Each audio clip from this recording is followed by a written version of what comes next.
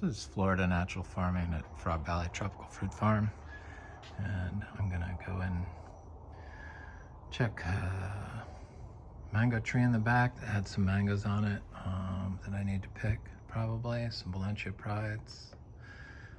We still got some mangoes left, but they're kind of like all spoken for, and it's like the Achachairu fruit. It's I've introduced so many people to it, which is great, and that's kind of what's been happening to all our fruit as it's been trickling in. This is a Malika mango, and I pick them a little green, and I like them a little tart, so that's how it is. It's a really nice mango.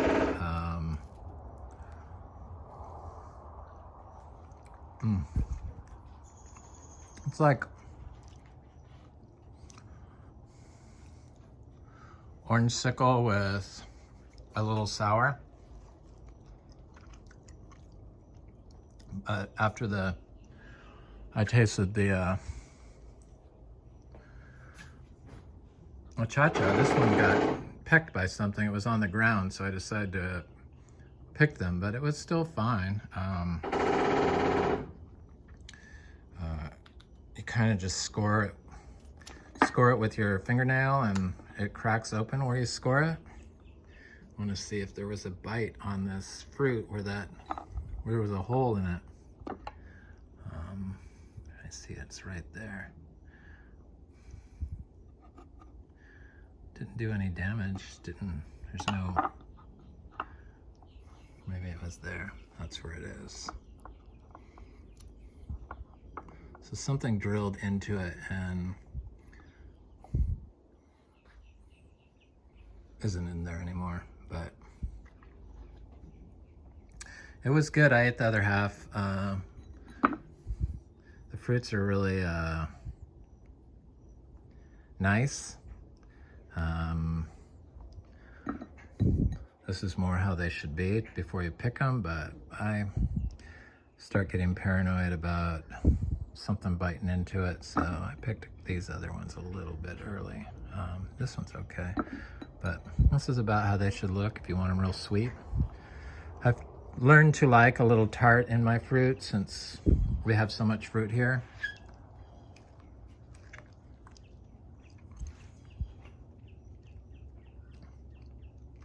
The green people are looking good. Look at this little tiny baby lizard must have hatched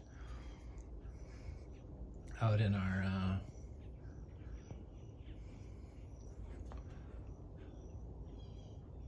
in the pot. It's okay, I'm not gonna hurt you. Probably underneath that plant. Lizards laid eggs in there.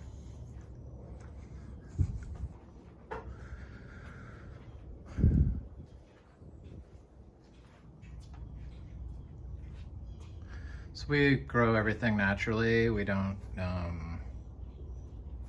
bring anything onto here that, you know, like bedding or hay is pretty much it. It's not certifiable, or, you know, because we are currently certified, but I'm going to stop doing that. So we're just going to be naturally farmed. Florida natural farming. We just use manure inputs and from our zebu cattle. We have 4 miniature zebus, and I make compost out of their manure. Well, it's totally regenerative. They're on grass, on weeds all day long, and at night I lock them in their barn to protect them from predators, because they're little tiny angels, the miniature zebu.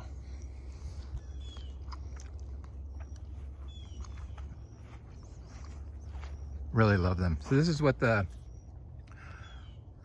apply a day, like 50-pound wheelbarrow load of, well, it's like mix of hay and pine shavings from Tractor Supply, and I switched over to the yellow bag. Same stuff, it's just more dust-like, or powdery. It's full of mushrooms.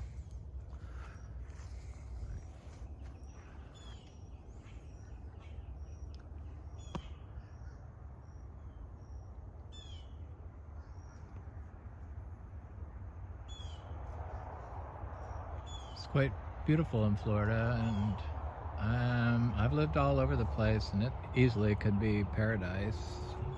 It's trying to repair itself here with the regenerative farm principles that we employ. Not walking on it, so we only have a path that goes through it, and planting and stepping away from it. And we don't water anything, and I know that plants don't compete with one another. They're all working towards the same goal of life, and this is how natural fertility looks in a young forest, and an old forest, because we have some old trees, but none of this stuff gets fertilized by anything. And these orchids, they just kind of just do their thing. And then I've done cuttings of the aroids out here. This is actually a very nice one with it's like 5 foot long, narrow leaves with ribbing all over them, similar to Anthurium veitchii. Was a little leaf cutting I did, and planted it out here, put a zebu turd next to it, and this is a new leaf, this is a new leaf. This is like dirt from the rain splashing this compost onto the leaves. So, but it's doing quite well. Again, here's our bedding, our inputs that we use here, the manure, and that's pretty much it. And it works out to about 26 pounds of nitrogen per acre per year that we apply. And we try to keep plastics out of the system. So a minimal use, even though they're in the air already, but a minimal use of plastic pots, and definitely no shade cloth or anything like that. That insect cloth, oh, that's the one that that's the worst. But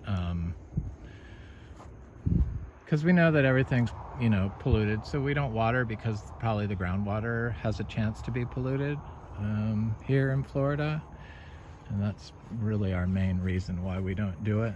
I like to drink teas from various plants, like the ginger, the leaves, and all the fruit trees, an oak leaf, some pine needles, and some weeds, some achacha leaves, and citrus leaves, you name it. I try to get like 30 plants, tea leaves, because the nutrients are the leaves have a higher nutrients than the fruit in a lot of the cases.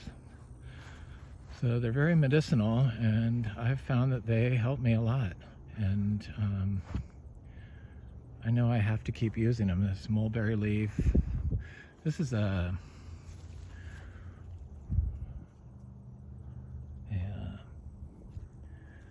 ubijay, giant sweet ubijay. It was a gift from my friend in Indian River County, Frank. Thank you, Frank.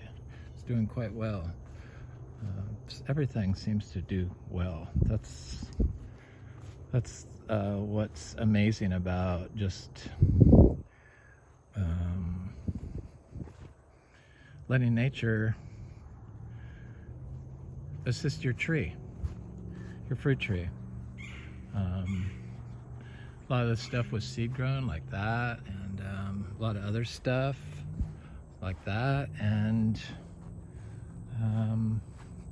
it does better than the nursery bought trees. Okay, I have some mangoes on this. Juliet. Is it Super Julie? That's Juliet. Alrighty. They don't look ready. I gotta go to the back, look at the tree.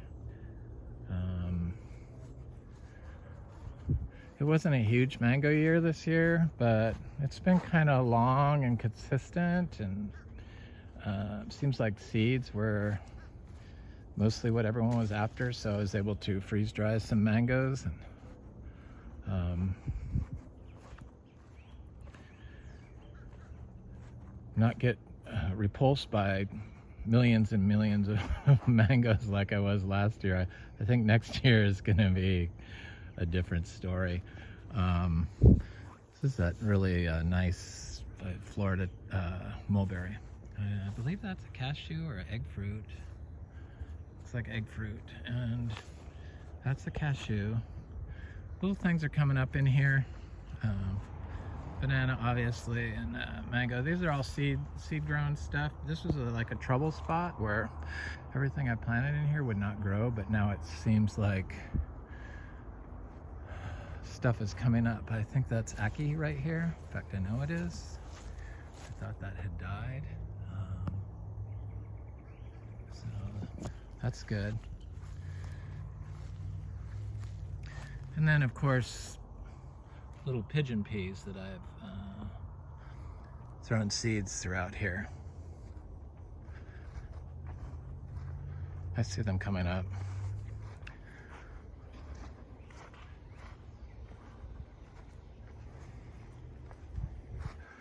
It's just so amazing that you can just plant these little tiny trees, like these little citrus from our fruiting trees here, from seed-grown trees. This is second generation of our citrus, lemon. It's like a pretty consistent seed-grown lemon, and it's nice.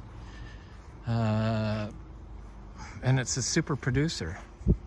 Just planted during the drought, because you know the citrus ripens in like December, and then you like start the seeds, and they're usually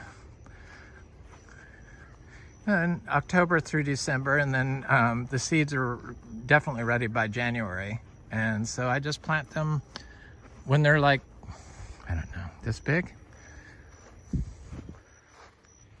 December usually, I think, is when I do it. And December, January, I know it's in the winter. And they seem to do just fine. They look really scary when it's drought. The leaves will curl up, and it would swear that the tree was going to die, but they don't. They do just fine. Citrus kind of is like a weed here. This is a really bad area in the yard, compacted, but it's finally snapping out of it. Finally, the citrus seemed to help a lot. This is a little seed-grown citrus from, it's 2-year-old citrus, lemon tree. That's a year-old citrus, lemon tree. Is that? Yeah. There's a year-old citrus. Then all this other stuff. There's a santal over here. I should look and see if that's flowering. So I know this was a mango here, and it looked like a seed mango. It didn't look like it made it, but the citrus had made it. You know, we got 31 degrees, so some stuff did die last winter during 2 days of freezing temperatures for several hours.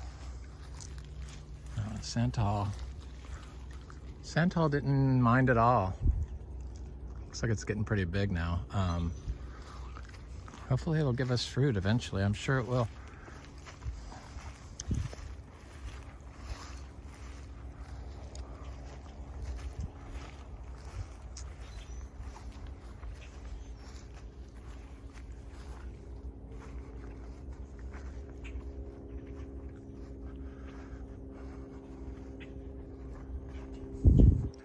So I've been having people come over, and they buy seeds and fruit, which is good, and they come back, it's even better. Just enough to keep me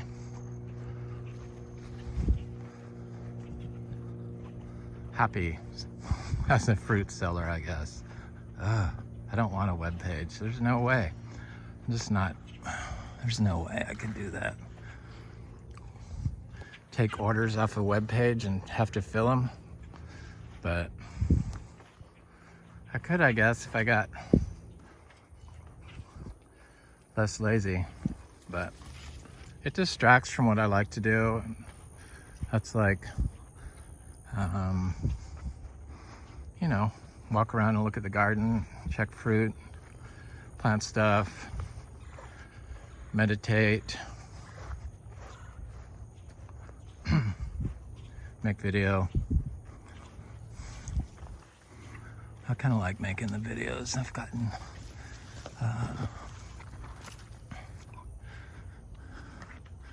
used to it, I guess, since I've been making them for a year.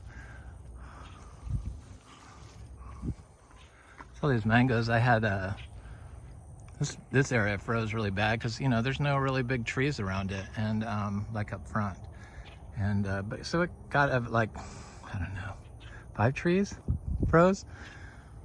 I didn't really check them for fruit, and then I noticed this far. These are all. This one's a fruit punch, but the rest of them that you can see are all sweet tarts. And there was sweet tart fruit on it, quite a bit. So I got some sweet tart fruit, which I love.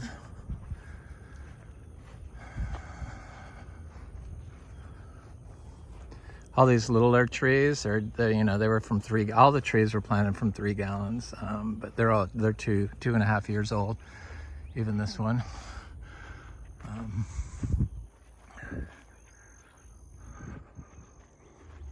They look like they growed up a lot since last winter.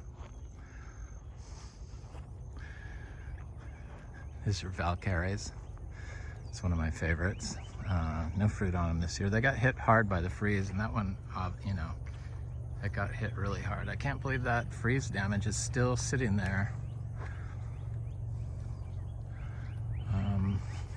in place with the leaves and everything.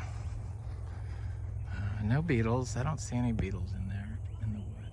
It would have fallen down. It looks like it's coming up just above the graft.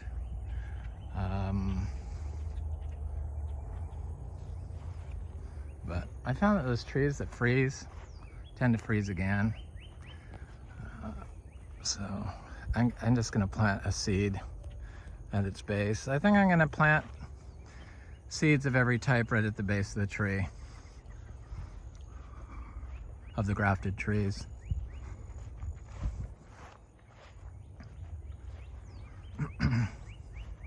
Why not? I don't have to do all of them, but I could see. It'd probably happen anyway because I can't really go in there and check all the time, so the fruit will drop. And I know I've seen trees. So this little ice cream had a bloom on it, but I don't think it has any fruit set. It got hit hard by the freeze. It's been a good producing tree. They're nice little tiny trees, good fruit. This one got hit harder, and then all of our pina coladas got hit, and I don't even see them coming back. 3 of them. So this carry did not get hit, and that Valencia Pride did not get hit.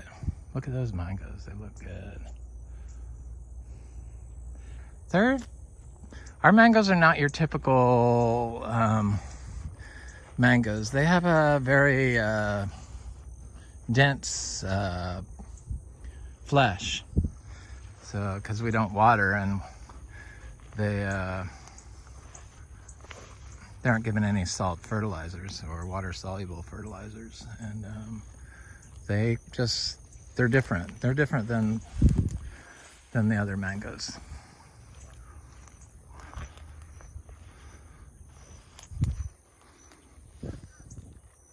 They're looking good.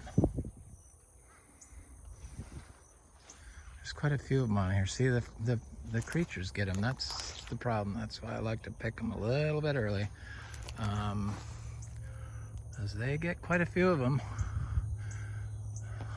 And I don't have a whole heck of a lot of mangoes left, so I think I might come out here and pick some of these. I got a taste one that I picked like last week that's just about ripe. They take a while to ripen up, and it's hard to tell when they're ripe because they break down so slowly. Unless they have some black spot on them, and then they get the black spots, but not too many. They don't really, that doesn't really happen with very many. That came from the nursery. That's not something that we brought, or they're outgrowing it. So this is a cherry tree. I know there's fruit on it because I've seen it, and I'm not going to go look for it.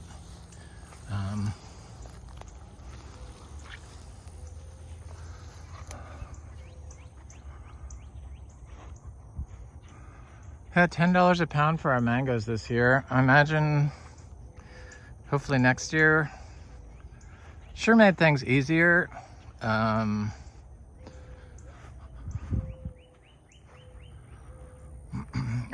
seeds are $5, so it's like, I don't know. It's almost, they're almost more valuable as seeds, which is good because that's how you create more farms in Florida. Regenerative farms is with healthy seed stock.